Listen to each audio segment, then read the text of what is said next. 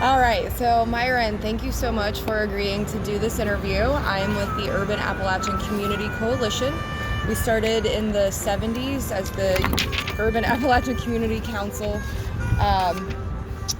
And now I'm distracted by the wind and butchering that part, but we advocate for preserving Appalachian culture in the surrounding area, advocating for access to education, healthcare, really promoting the urban Appalachian communities in the greater Cincinnati area. So this is part of a historical archive that we are building, just capturing stories of local Appalachian histories. So with that, I'm going to ask about 10 questions, and then you'll have a chance to add anything that you want to the end. And we have this lovely background music too. So first of all, can you tell us your name and when and where you were born? My name is Myron Glenn Gabbard. I was born in Hamilton, Ohio in 1957, November 8th. All right, Myron. And where did you grow up? Right in Hamilton, Ohio. So what was it like growing up in Hamilton back then? Well, it was an old-fashioned town, the old courthouse and stuff. It's nice, we were quiet. What were some of the things that you liked to do as a child growing up in Hamilton? I always played baseball, but my dad, on the Gabbard side, always played in the country band. And of course, my grandfather's Pete Steele, folk singer, who Pete Seeger used to come and visit to teach him stuff. Back in the 40s, he came and jumped off a rail car and there by the dam, come up, because he lived on Gordon Avenue. It was the first time he ever seen him or talked to him.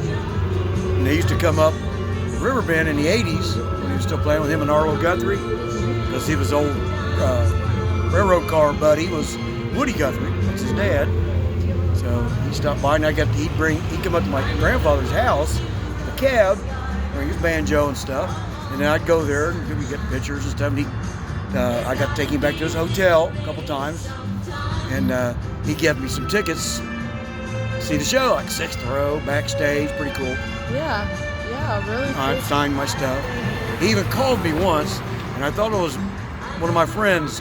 It was on my birthday. Yeah. And it was just happened to be that. It wasn't he hadn't picked it out. But Pete Seeger called me, and back in '85 I'd get him a demo tape. And 20 years later he finally got to it and was calling me. Oh wow. What a fun story. It was just weird, Fantastic. Yeah. So a lot of cool musical history, some like you said, family-oriented, small town, baseball, kind of traditional raisins here. Yep. Where were your parents from, Myron? Kentucky, London, Kentucky. Okay, both of them came from London? Well, East Bernstead was my mom, that's where my grandfather and that side of the family was. Okay. Did you get to go there very much as a child growing up? Or as an yeah, adult even? because that's why I learned the song Paradise, because it reminded me so much of when I was a child, my family would travel in western Kentucky, Yeah. and all that stuff. It just really, it was the first song I ever learned was because of that. Very good. I still do it. Good. I look forward to hearing that later. Do quite a bit, John Prine. Good. Big John Prine fan right here. So Me too. Pleasure to hear that. Do you remember any special stories that your parents told you about growing up in Kentucky? Or what it was my like? dad, he had like 11 brothers and sisters. My mom had 13. They had a lot of kids and just hard times. And they fumbled their way back. My grandpa and Grandpa Steele ended up coming up this way. I don't think they had too many kids then, just a couple. And they ended up having a wreck on a bridge. And it ended up being, what's that guy's?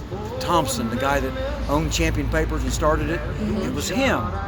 And it was his fault. And he broke my grandmother's pelvis, carved my grandfather out, messed him up bad. And, he apologized, made it all right, fixed him up, said, hey, you're coming up to Hamilton. If you want your family to have jobs, you've all got jobs.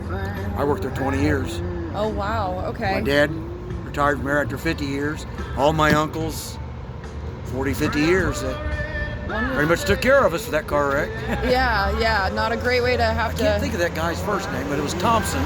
Okay. And he was the guy that owned Champion Papers and sold it. Yeah.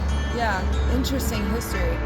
So do you, or did your family, your parents, or other relatives, do you guys refer to yourselves as Appalachian or mountain folk or any other I never titles? did. They might have. I wasn't there and how they were living down there, Yeah. and I just went by how it was here. Yeah.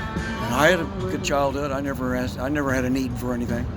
Good. That actually is all of the interview. So very short and sweet, just a little capture moment of local history. Is there anything else that you would like to add that you think would be interesting about yourself or your family or your ties to Appalachia? Well, it's not really me. It's about my grandfather. He's the one. He deserves all that. They've got people do different things. They come up here. A guy was writing a book for the Smithsonian. It's in that. It's like the 8th chapter. And I'm even mentioned this because I play his stuff still. I do some of the songs. And that was pretty neat that somebody did recognize, because, man, he couldn't even read or write. Yeah. Do you know what drew him this way? You know what? I've asked my mom that different times, and I don't think she really knows. Huh. This is where they got to, and that's where the accident happened, and they settled here, and that's where the factory is, and they just didn't go any farther. Took off from The there. wreck pretty much broke the car down, so they didn't have nowhere else to go. So here's where we are. Well, that's a convenient story. I'm glad you're here. So, Started it all with a car wreck. Yeah. It's weird. Thank you so much, Myron. I really appreciate your time, and I'm looking forward to hearing you jam now. So. No problem. I will. All right. They said 7, but whatever time they want. It'll probably be right around 7ish. Sounds Thank you. good. Thank you.